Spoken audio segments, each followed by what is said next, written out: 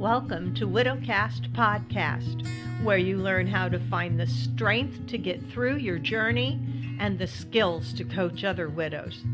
This is not your average grief group. This is your journey group. It just may show you the way to make something amazing come out of the emotional pain and trauma of widowhood. I'm your host, Joann Philomena. I'm the best-selling author of Widowed and Widow Coach, and I'm a professional certified life coach. Let the healing and your personal journey begin. Welcome back, my friends. Welcome to episode 113. Today I want to talk about lists, the lists that we make, and maybe the real lists we should be making. My voice is still going to be a little strange. I still have a cold. I'm going to do my best to not sneeze during this podcast. That would be good, right? So I know when you first become widowed, you're faced with like a lot of financial things and a lot of information. Or maybe you just don't even know what you're faced with, but you're worried about it.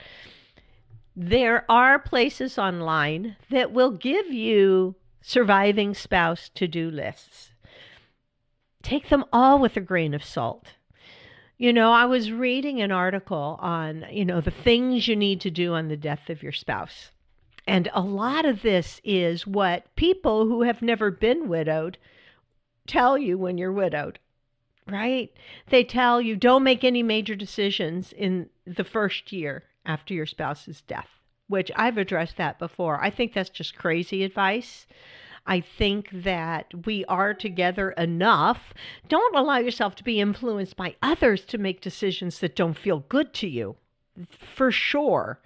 You've got to do that gut check and understand, again, in the first 6 months, you're in a state of shock. So it's difficult, but I'm not saying you can't make a major decision within the first year. I know a lot of widows who have. They're glad they did. Many widows chose to sell their house in that first year and move to something smaller for whatever reason, financial reasons, which that's a good enough reason right there. Don't get scared about your finances to the point that you just want to put your head in the sand and you end up getting your house foreclosed on because you've not been able to keep up mortgage payments. That's like the worst case scenario.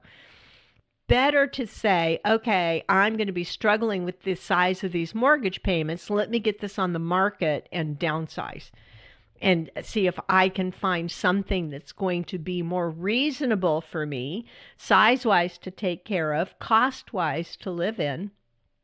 Make that move, even if you have to sell your house and move into a trailer. That's the extreme, but it's better than having the house foreclosed on. And now you're like begging to move in with relatives because you have no other option. Don't do that. But yeah, I've talked to widows who have sold their house for financial reasons. I've talked to widows who have sold their house for emotional reasons in the first year. And were they capable of making that decision? I say yes.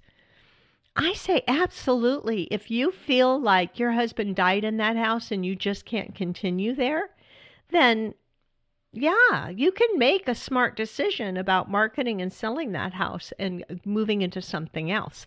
So all this stuff about the first year. Oh, heck, in my first year, I made the decision to pull money out of my savings to pay for some very expensive certified coach training and deciding I was going to make that work. Left my corporate job, had no income coming in at all, and took what money I had and went and became certified in something that I had been doing for decades in the corporate world already so that I could set up a private practice. I invested in myself. And to an outsider, that may have looked like a really irrational, risky decision, right? There was risk involved for sure. But it turned out to be one of the best decisions of my life. So yeah, I think I was together enough to make that decision. So all the lists that they think you should make is hiring a financial advisor, I would say be really careful about that. There are ambulance chasers. If you as a couple had a financial advisor before your husband's death, you could probably lean on that person for some help, right? Talking to a lawyer, probably a good thing to do in your own state, because state by state, things are going to be different. Find a really reliable, understanding lawyer. I was glad that we had someone that we had gone to set up our wills years before Jim died, right? And I reached out to him after Jim died to say, can you advise me? Is there somebody you would recommend I talk to? He was able to advise me. He, as a matter of fact, gave me the benefit of his time and never billed me for it. What a guy, right? And I learned things about the state of New York, like you don't have to worry about changing the title on Jim's car. You can just, when you sell that, sign it, and in parentheses next to your name, put surviving spouse. Don't worry about taking his name off the title of the house. Both your names are on it. You are going to be just fine to sell that house with him deceased. You don't have to go through all that rigmarole. That's state of New York. In your state, it could be different, right? You definitely want to make a list of documents that you might want to get your hands on in the house, right? You're going to want to have social security numbers, birth and marriage certificates, military discharge papers, car titles, any power of attorneys, current statements for banks or brokerage or retirement accounts. And if you don't know what they are, like if your spouse took care of all that money stuff, don't panic. Watch the mail, right? Because eventually you will be getting mail from your banks, the brokerage, the retirement accounts. If you have the login for your spouse's email, maybe a lot of those are paperless, but there's notifications coming into his email about all the different accounts, right? So these are things you want to get a bunch of copies of your spouse's death certificate. The funeral director is the one who's going to get these for you, and he can probably best advise you on how many you probably want to have in your state, in your situation. I think I got 10 copies of Jim's death certificate. Okay. Make sure you pay your bills, credit cards, utilities, property tax, insurance premiums, the mortgage. Again, you can watch your mail for these things too. Be watching the bank accounts. If you don't know how to log into your main bank account, you need to reach out to them so that you get a login and a password set up for yourself. Or if you have your husband's login and password, if he had all the passwords in a place for you, you can log in online to check for things like that. See if there's anything that's on auto pay that's automatically hitting that account, right? I know we had a lot of things set up on auto pay. They would go either directly to our account or they would go to our Discover card. So mostly it's just about paying attention to those things so you can start to, make folders and know what accounts you have out there. Just watching the mail, watching the email to learn where all the money is, right? If any, where's the money? You are going to want to pay attention to canceling any club memberships, magazine subscriptions you don't need, right? You want to notify healthcare insurance, Medicare, or other insurance companies that you'll no longer be paying your spouse's premium, that he's deceased.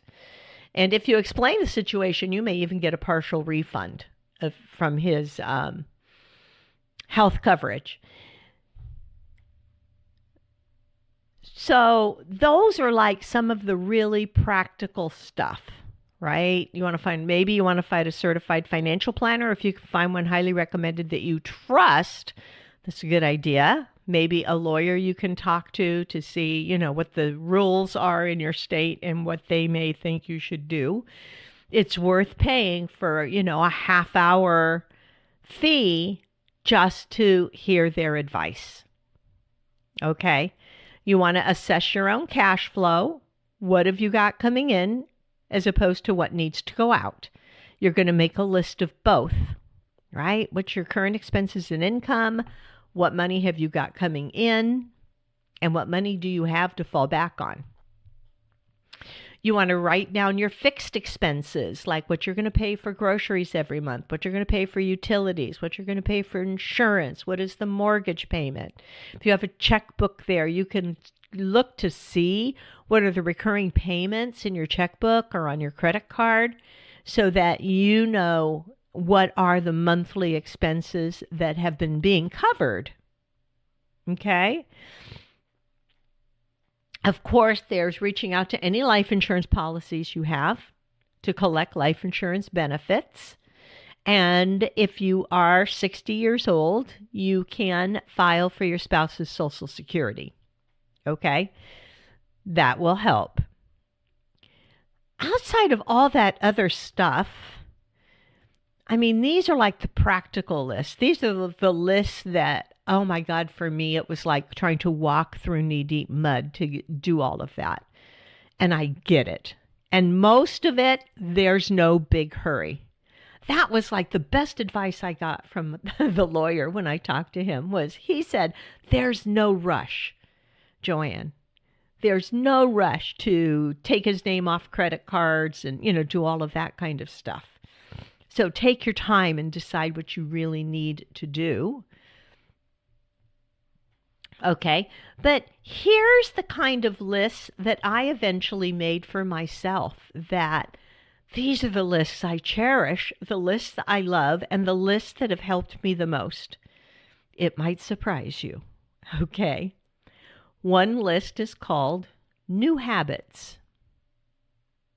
And anytime I thought of some new habit that I want to develop for myself, like maybe I want to spend 15 minutes each morning in silent meditation, or 15 minutes at night before going to sleep, just sitting and considering the things that I was grateful for that day, I would put that on my new habit list and start planning to do that. And for how, they say it takes 21 days to create a habit. I don't know how accurate that is. Seems to me that I've dieted longer than 21 days and never stuck.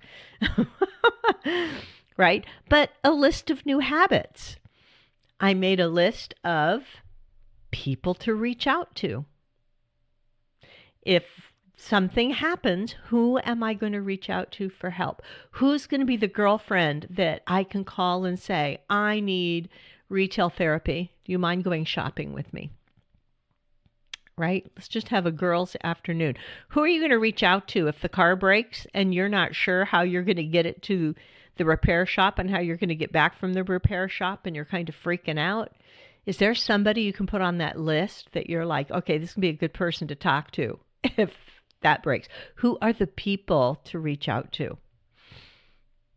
New traditions to start. I started a list for myself because all the old traditions, it like breaks your heart. And now there's like not even any need for many of the old traditions because your spouse is gone and your life feels empty about that, right? I mean, it really feels empty. We've had that ripped away from us and we didn't want to give that stuff up. It's just gone. So you make a list that at the top it says new traditions to start. And you start noticing when you do something that you think, I want this to be an annual tradition. Or it can be something thoughtful. You could think every Valentine's Day, I want to do this for myself and make it a new tradition. Maybe I just go volunteer some time straight from my heart on Valentine's Day so I can just love on others. New traditions to start. Oh, I love my list of this. It's time suckers to let go of. What sucks up your time? As widows, we become painfully aware of how precious our time is. You hear about it your whole life. You hear about, we all die someday. Living on earth is a terminal condition, right? And that, there's things you want to do before you die so you don't regret it. People talk about bucket lists. I started thinking about what are the things that are just sucking up my time so that I'm not devoting time to the things I really want to nurture and do. Facebook, I love Facebook. I do marketing on Facebook. I connect with all of my widowed tribe on Facebook in my group. But if I go down that rabbit hole of my news feed and then looking at stuff, I see stuff people are posting that I don't even know them, and I end up going to look at it. That is such a time sucker. I could be doing something so much better for myself than that. So that was one of my time suckers to let go of. I limit my time on Facebook. There's no going down that rabbit hole, right? Worrying about things. Does that surprise you? Worry is really, I call it an indulgent emotion because it has no positive outcome whatsoever to sit and worry. All it does is suck your time and your energy to worry. Worrying has never changed anything. Worrying has never affected anything. Worrying can, again, take you down a rabbit hole where if you're going to sit and worry all the time about your financial situation so that half the time you want to put your head in the sand, you want to just buffer and tune it out, like let me just go eat a McDonald's burger and fries and then I don't have to think about this for a little bit. Or let me just watch show after show on Netflix so I don't have to think about this. And when you do think about it, you do nothing but sit and worry and give yourself an ulcer. And in the meantime, your house is headed to foreclosure, or your financial situation is not getting any better because worrying about it is not taking steps to improve it for yourself. So worrying is one of the time suckers. I said, I'm letting go of worry. Anytime I notice myself starting to go into that worrying spiral, I'm like, stop it. This does nothing. Instead, let's sit down and decide what steps I can take towards fixing this. Which takes me to the next time sucker of I don't know. Because if you sit down with a pad of paper and say, I don't know, I have no idea how to get out of this place, that's just your brain not wanting to work on the problem. Your brain is your computer. You can put it to work. So you tell your brain, okay, I don't know, but if I did know, if I could just take a guess at this, what might be some places to start? And you'll be surprised, you'll start getting answers. So what are your time suckers? Is it social media? Is it TV? Is it worry? Is it being in a state of confusion? What time suckers do you want to let go of? I made a list of restaurants to try. When Jim first died, I wasn't going out to eat. And I was actually a little uncomfortable about going into restaurants on my own in the beginning. And then I made a list of restaurants to try. What are the restaurants I always wanted to give a try, or what are new restaurants that have sprung up that I would like to give a try? And I make a list. And every now and then I go to one of those restaurants by myself. I sit down, I get to look at their menu, I get to try something. It's kind of a cool thing. A list of recipes to try. My cooking habits have changed because I'm not cooking for both of us anymore, which means, one, I don't need to be cooking as much food. I can make really simple meals for myself. And two, I can cook with whatever I like. I'm not worrying about what will Jim eat, what Jim doesn't like. Oh, I can't make this for Jim. So I made a list of recipes to try. It's been a wonderful idea. As I try them, the ones I like, I keep. The ones I don't like, I don't keep. After I try them, I take them off my list, and I'm constantly adding new recipes to try, especially when I see a recipe that's like perfect for just me. Maybe it only makes 2 servings, but it's perfect to have it for dinner and then put the other serving away for lunch the next day or dinner the next day. I made a list of movies to watch. You know how sometimes somebody will recommend a movie and you're like, oh yeah, I'd like to watch that. And then like 2 days later, you're going, what was that movie? I write them down on my list right away, movies to watch. And then when I am allowing myself time to curl up and watch something, I can check my list. Go, oh yeah, I want to watch that movie on Netflix. Let me see if it's still there. I have a list of gift ideas, which is great because my first year as a widow, it's like I just couldn't even think about Christmas shopping or birthday gift shopping. I had no idea of what to do for anybody. I was just in such a fog. But I started making notes of gift ideas. Anytime, if somebody said to me in April, wow, I've really been wanting to try one of those Instapots. And then you find out in November they never bought an Instapot. You're like, oh, well, let me get her an Instapot for Christmas, right? Gift ideas. I have a list of travel dreams. Anytime I read about a place that's like really unique and interesting, I can make a note of it on my travel dreams list. Like someday I think I want to go to this place. It can be like the next town over, or it could be some island off the coast of France. Doesn't matter. I have my list of travel dreams. I have a list that says save for, and it's things I want to save up money for. I have a list of financial goals. Right? I have a list of clutter hotspots. I've paid attention to myself and my habits, and I know where the hotspots are in my house that I tend to get cluttered. The table next to my chair, my favorite chair in the living room, that's like a daily go clear that hotspot. I have a drawer in the kitchen that really needs a weekly check to see what I need to pull out of there and throw away. Right? Where are your clutter hotspots? Make a list of them. And then set up a schedule. These clutter hotspots, I visit daily, weekly, monthly to clear them out. I have a book list, right? A reading list. A lot of people have a reading list. I didn't used to. Now I do. Why do I have all these lists to remember movies and books? Because I'm a widow. My brain doesn't latch on to things very well, right? Especially in that first year or two widowed. Oh my goodness, I had no short-term memory. So if somebody was talking about a book or I heard about a book that sounded interesting, I would put it on my book list. So at any point I'm thinking, what do I want to buy or listen to? I have an Audible prescription. Yeah, it should be a prescription. It takes care of me, an Audible subscription for audiobooks. And so every now and then I can take a look at my book list and go download one. Right now on my book list is a book called Habits of a Happy Brain. Isn't that a cool title? Like, I want to know the habits of a happy brain.